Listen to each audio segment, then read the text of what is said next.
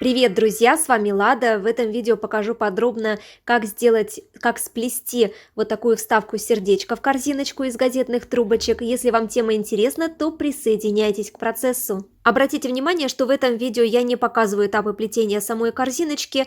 Эти этапы я показывала очень подробно и очень много раз в своих остальных видео. Ссылочку обязательно в описании видео оставлю. И приступаем к работе. Сейчас я показываю этап наращивания стоек. Практически все стойки я нарастила, осталась одна стойка. Именно в этом месте у меня будет вставка сердечко, и эту стойку я сейчас подготовлю. Она у меня уже обрезана наискосок для подготовки к наращиванию. В нее я вставляю проволоку. Здесь у меня проволока тонкая, 0,95 мм в диаметре.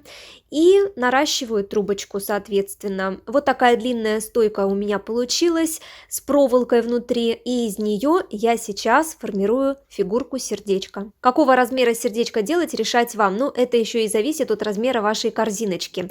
Но имейте в виду, что сама вставка сердечка получится чуть-чуть поменьше той фигурки, которую вы сделаете изначально. Вот такая фигурка сердечка у меня получилась. И я отмечу, что до самой вставки я плела веревочкой в 2 трубочки. И сейчас я перешла на ситец, то есть я одну трубочку рабочую убрала, одну оставила ей, буду все это дело оплетать дальше. И этой рабочей трубочкой я продолжаю плести, но уже ситцем.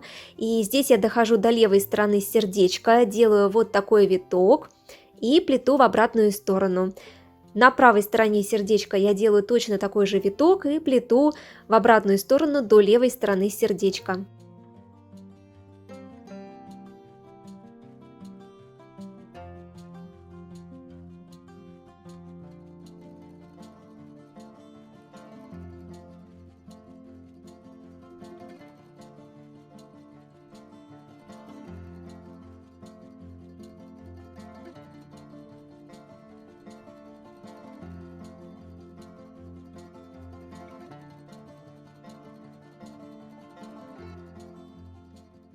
На третьем ряду я уже вижу, что расстояние между стойкой и стороной сердечка уменьшилось, и мне стало неудобно оплетать это все дело по отдельности, поэтому я делаю виток, захватывая уже, получается, 2 практически стойки, и сторону сердечка, и рядом стоящую стойку, разворачиваю трубочку в обратную сторону и плету до правой стороны, а там делаю все то же самое, чтобы было симметрично.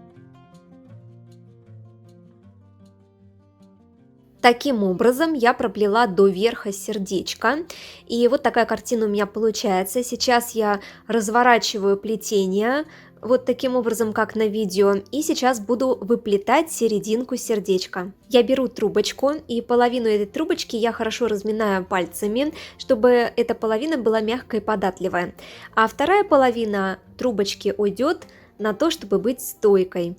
И сейчас я подставляю трубочку в середину сердечка таким образом, как на видео, и начинаю другим концом вот таким образом делать витки. Представьте, что мы как бы плетем ушко какой-нибудь зверушки. В общей сложности у нас получается справа 3 витка и слева 3 витка. И вот в таком виде я пока оставляю середину сердечка.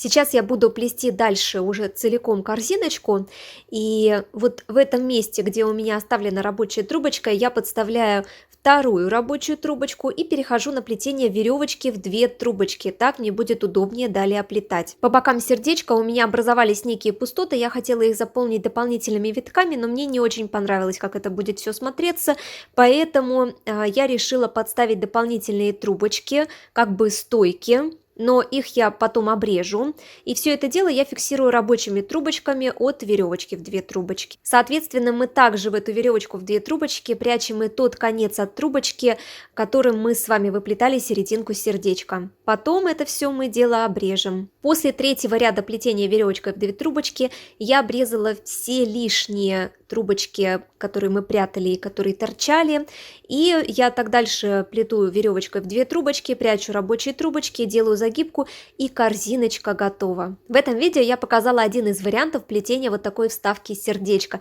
На самом деле способов может быть гораздо больше, потому как размеры сердечек разные, и соответственно способы плетения этих сердечек тоже могут быть разные. Где-то потребуется плетение дополнительных витков, а где-то дополнительных витков не нужно делать, где-то не нужно подставлять вот эти дополнительные стойки, чтобы занять пустоты. В общем, обязательно смотрите именно еще и на свое плетение, как у вас получается, какого размера сердечко выходит, и в соответствии с этим уже можно подумать, а какой бы вариант плетения здесь бы подошел лучше. Ну и буду очень рада, если мой способ плетения этой вставки подойдет. Обязательно делитесь вашими успехами в комментариях, выставляйте работы в Инстаграм, отмечайте меня, и мне будет очень приятно смотреть на ваше творчество. Также обязательно ставьте лайк этому видео, делайте репосты в соцсетях и подписывайтесь на канал, здесь вы найдете вдохновение. Легкого плетения вам, дорогие мои, увидимся очень скоро в следующих видео и трансляциях. Пока-пока!